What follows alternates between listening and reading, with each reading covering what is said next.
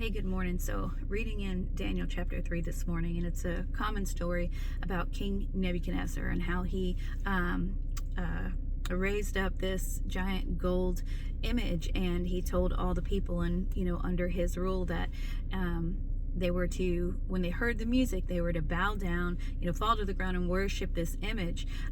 But there were some captives who were brought over from Jerusalem that refused to do that. There's Shadrach, Meshach, and Abednego. Why were they refusing to do that? I mean, they were his slaves, his servants, and yes, they had been given positions of authority there, but they were still under his rule, and that could have been pretty intimidating. But why weren't they willing to do it, to bow to this worship, to fall down to this image and about to? Well, number one, God told them that they should have no other gods before him. He said they shouldn't make unto themselves graven images in any likeness, whether in heaven or in earth or anywhere, and they were not to worship. He also warned them about false idols, right? They don't have eyes that can see, ears that can hear, noses that can smell, mouths that can speak, hands that can feel and touch, right? It's foolishness, and God made it clear that you're not to have any type of idol worship whatsoever. And so they took a stand and they didn't bow. And some of the Chaldeans had come and went to the king and said, hey, these Jews, they won't worship your statue. So it made Nebuchadnezzar really mad. He brought him in, he began to question him. And I love their answer to him. They so when he said, is this true? Is your God going to deliver you out of my hands? Because those who wouldn't bow, he said, I'm going to throw them in a furnace. I'm going to throw them in a fiery furnace. Well, their answer, it said, Shadrach, Meshach, and Abednego answered and said to the king, O Nebuchadnezzar, we are not careful to answer thee in this matter. We are not careful. Our minds are made up. This is a decision we've made. They said, if it be so, our God whom we serve is able to deliver us from the burning fiery furnace, and he will deliver us out of thy hand, O king. But if not, be it known unto thee, O king, that we will not serve thy gods, nor worship the golden image which thou hast set up. That was their response. That was their answer, irregardless of how scary it could have been, the future ahead, all of it. They didn't care. They had their minds made up. God was so real to them that they were willing to die for him, right? That's awesome, because he was willing to die for us too.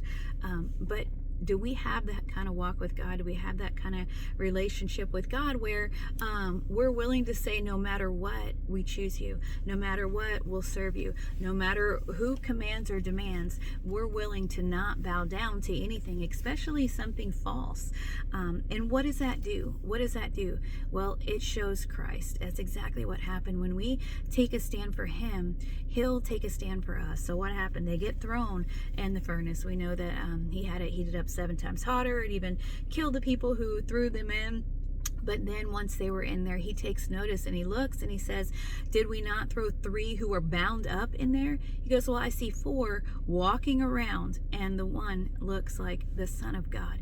He didn't know God. He hadn't seen God, yet he's seen Jesus in the fire with those 3 men. And he recognized him. By the way, it does say that everything that was created knows that there is a God, but he didn't know who it was. Nonetheless, God stood with them. God protected them. So much he called them out. So Nebuchadnezzar called them out. He was like, come out.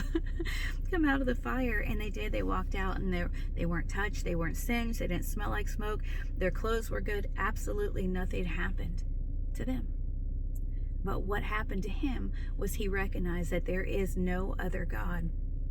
And he set a new decree saying that they had to, no one could speak against their God. It says, Nebuchadnezzar spake and said, blessed be the God of Shadrach, Meshach, and Abednego, who hath sent his angel and delivered his servants that trusted in him, and have changed the king's word and yielded their bodies, that they might not serve nor worship any God except their own God. Therefore I make a decree that every people, nation, and language which speak anything amiss against the God of Shadrach, Meshach, and Abednego shall be cut in pieces, and their houses shall be made a dunghill, because there is no other God that can deliver after this sort. Look at the difference that it made, that they were simply willing to live for God, to take a stand for God, to die for God. And he honored that. He honored that. And he was made much of it. He actually promoted himself. He glorified himself in that. But I guess my question again is, do you know God well enough to take that stand, to live for him and die for him? because he did that for us. Not only did he die for us, but now he lives in and through us. That's what he wants. All right, be blessed.